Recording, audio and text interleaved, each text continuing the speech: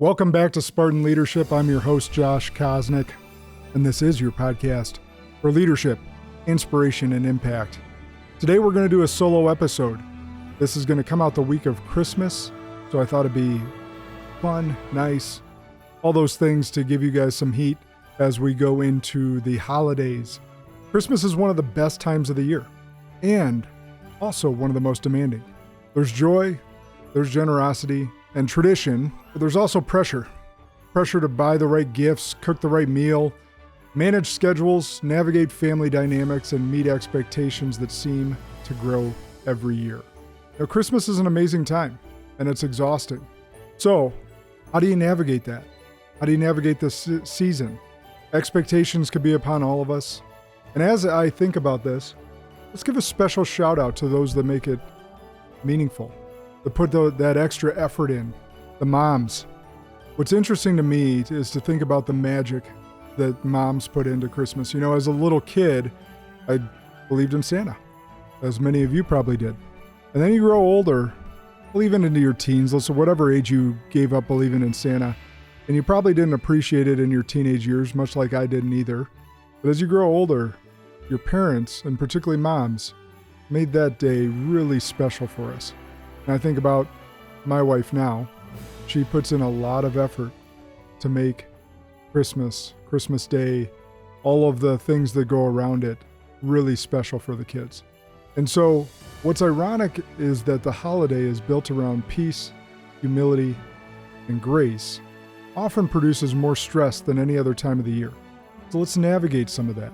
Some of us deal with loss of the loved ones that aren't there, but there's still joy that comes in this season as well. You gotta go in with the right mindset. The stress of Christmas isn't just about logistics, about what happens when expectations overshadow the big meaning. Pressure doesn't create new character, it reveals what's already there. And leadership is always revealed under pressure. Always. So oftentimes we try to control the holidays, control everything that goes around us, but we know Christmas morning with little kids is chaos. So I would encourage you to go in with the intention to just embrace the chaos. Embrace those smiles. Embrace the meaning and family that you have in your living room. I know I've been caught up in trying to, okay, you open this present, you open that present, and try and capture it all. But kids don't like that. They want to open their presents and see what all got. The ones that, came from quote unquote Santa, the ones that came from family members. But I would say this, Christmas doesn't change us. It exposes us, just like leadership. And I love to tell Christmas as a leadership story, so hear me out on this. Before Jesus ever preached, healed, or led anyone publicly, leadership was already being formed. Christmas isn't just his birth story, it's the beginning of the greatest leadership lesson ever told. Shaped in obscurity, pressure, and unmet expectations. So let's think about this Christmas story a little bit. We've all been told the story, whether you're Christian or not, about how Jesus was born in a manger, an innocent, tiny little baby. Before then, the prophecies told of the Messiah coming, but the expectations they had were that it was going to be some glorious king. Maybe he had some swords and fire breathing and all the different things that, are going to come over and come down from heaven and free them from Rome's control. Whatever their expectations were, that's not how it played out. Jesus comes in the form of an innocent baby born to a poor family and in a manger, a dirty, mangy manger. And he takes on that form and grows up with that family. But that night is powerful meaning to what was to come and how he would change the world.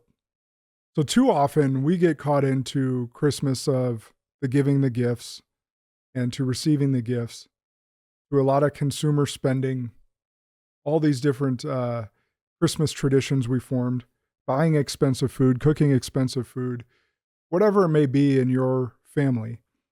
I want us to go back to the story of Jesus and how he came as an innocent baby, how he had took on the form of being helpless and changing the world.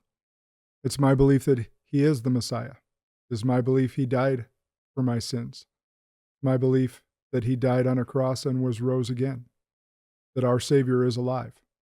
You don't have to agree with me, but whether you just believe it's the greatest story ever told or it is the truth, that's on you. I believe it to be the truth. And so for those of us that celebrate this holiday, this amazing holiday, we got to remember the meaning behind it. We got to remember that it is the greatest Christian holiday.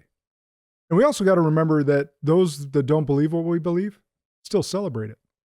So in some shape or form, they're getting the Christmas message. And we got to pray for them and hope they see what we see. But again, leadership was being formed long before authority was given.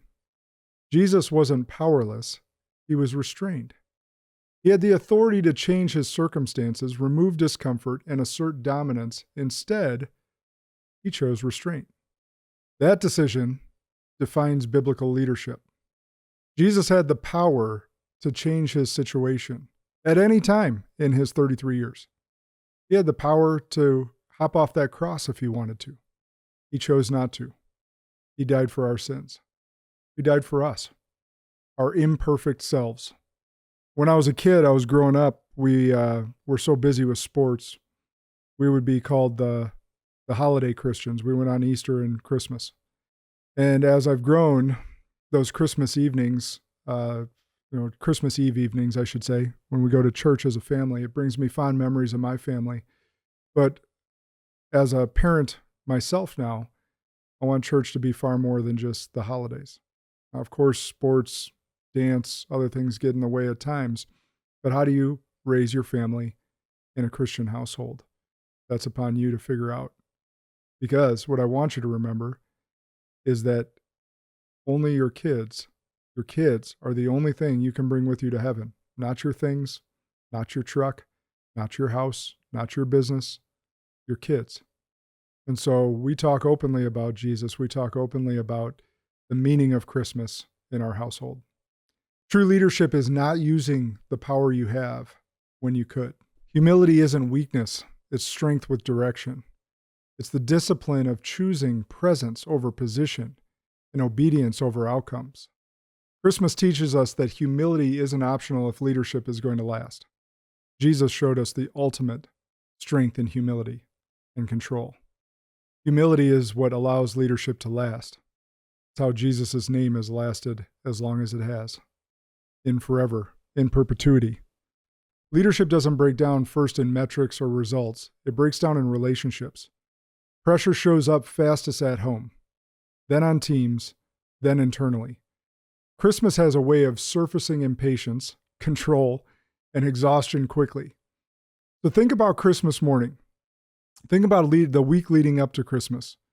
Running around, trying to get gifts, trying to do all the tasks that you got to get, bake cookies, get dinner, whatever it may be, all those different things. And there's stress involved with that. We see it play out. It's crazy even on Black Friday, because I was a sales manager at Best Buy in my early 20s.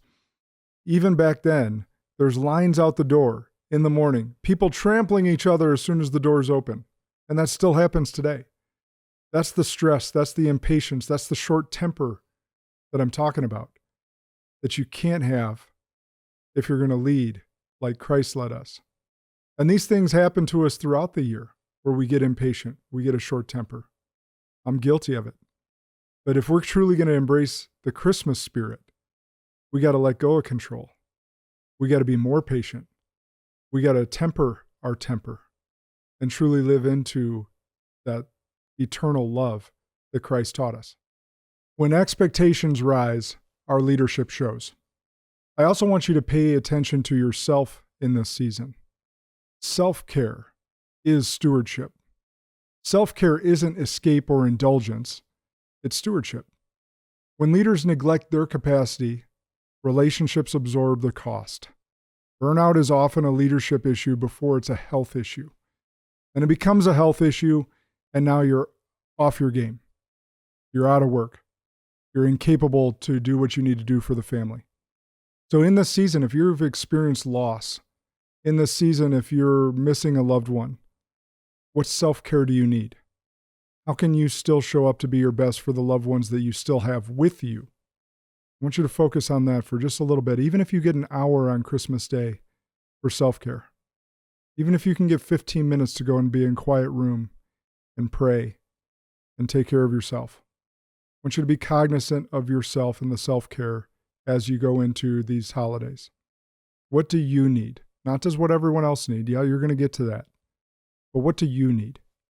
So here's my Christmas leadership invitation. Christmas doesn't ask for admiration. It asks for alignment.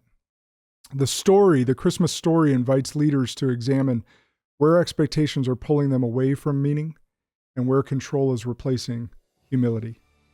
So here's a couple reflection questions. Where am I being pulled by expectations instead of anchored in meaning? Or where am I using control instead of humility? Ask yourself those two questions.